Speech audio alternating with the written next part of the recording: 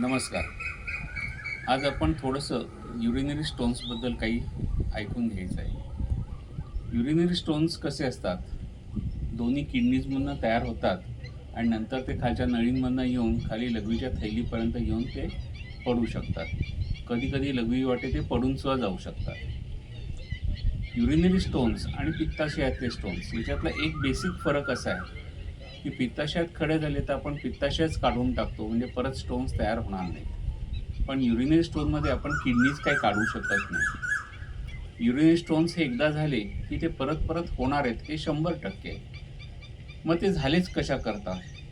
साधा विचार करूयात. 1 ग्लास पाण्यामध्ये तुम्ही मीठ टाकलंय, ते मीठ डिझॉल्व्ह होईल. अजून मीठ टाका, ते पण डिझॉल्व्ह होईल. अजून मीठ टाका, तर शेवटी ते काय होईल? खाली साठत जाईल. ते आता मिक्स होणार नाही.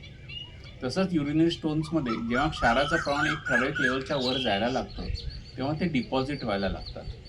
मग थोडंफार इन्फेक्शन झालं तर ते पटकन सेटल होतात आणि मग त्याचे ते खडे तयार होतात. सर्वसामान्याप्रमाणे 6 मिलीमीटरपेक्षा जर छोटे स्टोन्स असतील, तर ते लघवीच्या नळी वाटे पुढे येऊन लघवीतनं पण बाहेर पडू शकतात. पण 6 मिलीमीटरपेक्षा मोठा जर खडा असेल, तर आयदर तो किडनीत अडकून पडतो किंवा लघवीच्या नळीत येऊन अडकून पडतो आणि जर अगदीच फोर्स झाला, तर तो लघवीच्या थैलीमध्ये येऊन अडकून पडू शकतो. आता प्रत्येक ठिकाणचे जे काही आहेत, ते कसे प्रेझेंट होतील किंवा कसे पद्धतीने येतील, ते आपण पुढच्या ह्याच्यात ऐकूयात.